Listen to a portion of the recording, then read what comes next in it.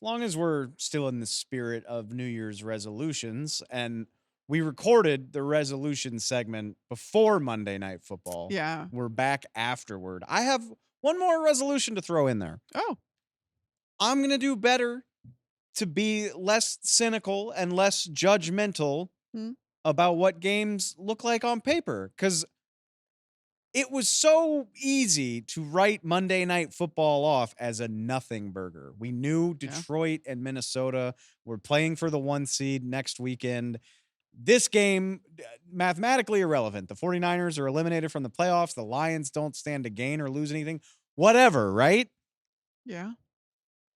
Except for the fact that there's 50 players on each side of the field, a whole coaching staff that spends their whole freaking year for these very rare opportunities. You only get 17 of these in a season. You have no idea how many seasons you're going to get in this league. And it matters to them. It sure does. It matters to the 49ers to go out on a good note and remind people we're professional football players and we're good at it. And it matters to the Detroit Lions to say, we're on a national audience. We are the standard for culture setting in the NFL. Right. And we're going to play our asses off. Our starters are going to be in there. We're going to break out the goofy, fun trick plays. We're going to remind everybody that we kick ass. Honestly, I think it also just speaks to how deep Ben Johnson's bag Well, of sure. tricks is. I just, we spend all year looking forward to watching football, to getting to watch these games. You get 18 weeks in a season. And you write a game off as like, oh, can we just skip to Sunday night, Okay. Detroit, Minnesota? All And right. we get this. No, I'm not done. We get I'm this. not done. I've got something else to add. We get a 40-34 banger on Monday Night Football. I'm sorry. I digress. Go ahead. I will never forget something that a coach once told me. And he told me that some plays that you see during a game have nothing to do with the team that you're playing and everything to do with a future opponent.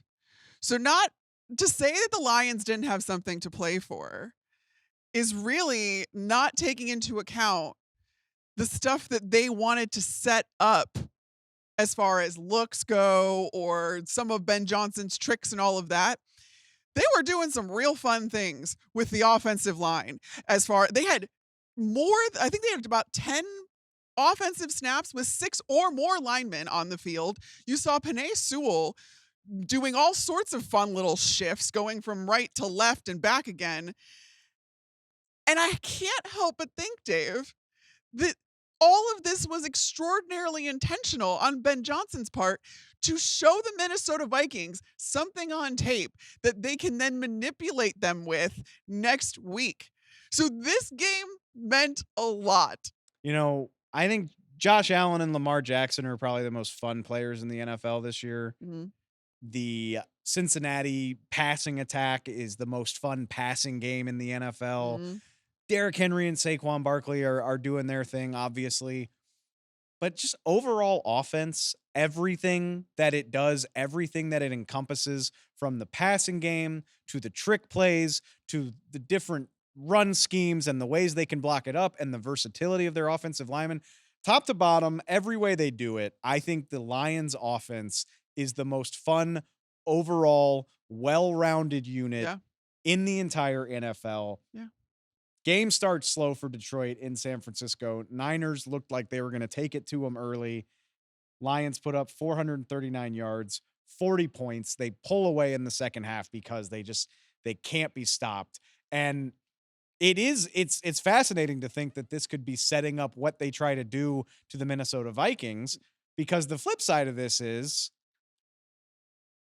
they're going to have to outscore everybody they play the rest of the way. And that pretty much. Yeah. That's the big if, or the big but hovering here, is that as amazing as this was to watch, Jared Goff, Jahmyr Gibbs, Jameson Williams had a phenomenal night. He's the guy that took the hook and ladder to the house.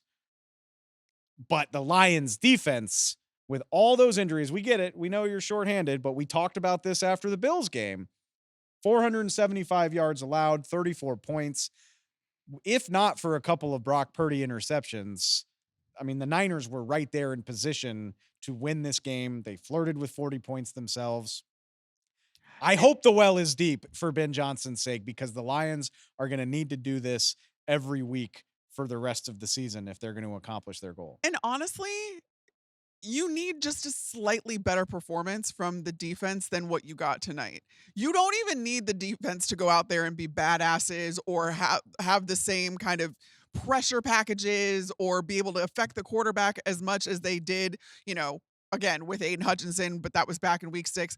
With even after that, when you had Aleem McNeil and you had DJ Reader together on that interior and you blitz just a ton more as Aaron Glenn did, that was sufficient. That was fine. That will get you through the playoffs. So you just need slightly better than what you saw tonight, slightly better than what you saw by the Buffalo Bills, because there have been plenty of teams that have had high-powered offenses and relatively middling defenses that have won it all. Which just goes to underscore, not that anybody needed to be told this, but how big is it if you can win this one last game and get the week off to Especially by when you're looking at guys like Alex Anzalone yeah, coming no, back. get Like healthier. there's significant implications in winning that game. You buy time for those guys to potentially return in the divisional round, and you buy Aaron Glenn and his staff time to To scheme tinker with some to scheme stuff, things and up to put yourself in the best position. It is I know guys on his staff are already spending nights, plural, weekly in the office. it is enormously important that you win this game. And obviously that applies to the Minnesota Vikings as well, who I'm going to guess. I don't think anybody's like salivating thinking about playing the Lions because it's very difficult, but Kevin O'Connell has quite a bit of talent on his offense as well. I'm guessing he's got a And few a lot healthier ideas. of a defense under Brian Flores. I'm guessing he's got a few ideas for how the Vikings can get the better of this matchup. Yes. Yeah, with two teams that are this familiar with each other, I just it's God, I cannot wait. Before we get too much further into that, let's hit the other side of this briefly, which, like I said, it rules that the 49ers came out and played what felt like their best game in a month, probably. They beat the crap out of the Chicago Bears, which Respect. it's not saying a whole lot, but this was a nice performance for them. Unfortunately, it appears to be severely dampened by the news that Brock Purdy Yeah. he exited the Niners last drive. And I knew he exited, but it didn't seem overly serious. He looked like he was trying to like test his grip a little bit. And I was like, something happen to his hand, his wrist? And then we find out that it has to do with that elbow in his throwing it's his arm. throwing elbow. Yeah, his throwing elbow. And like there's potential nerve damage there from what we heard after the game. Kyle Shanahan called it nerve issue. Yeah.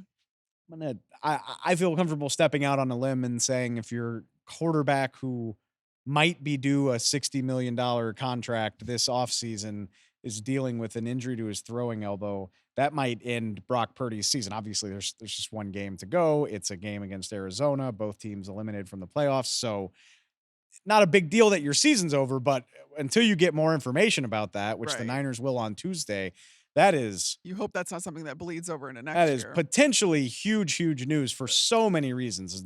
The 49ers offseason, Brock Purdy and his contract extension. This was already going to be a very interesting offseason in the Bay Area.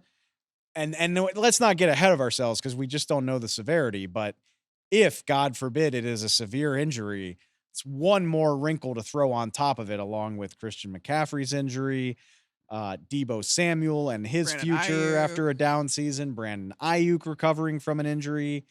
We talked a lot all off season and into the season about this feeling like the last year of the window Right, for the for window's rapidly this- closing. this iteration of the roster. Yeah. If Brock Purdy is dealing with something, that just really kind of underscores the missed opportunities of this era of the I already 49ers. saw a mock-up of Sam Darnold in a Niners jersey on social media. He knows his way around the building. He knows what. All right, we can do all of that in the off season because the 49ers have a long one ahead of them. But having said that, I want to reiterate one more time. I'm gonna do my best to not write off football games ahead of time I because like that. I went into Monday wondering why we couldn't just skip to the good stuff. And the good stuff was right in front of me the whole And time. yeah, and there was some good stuff to be put on tape now for some more good stuff later.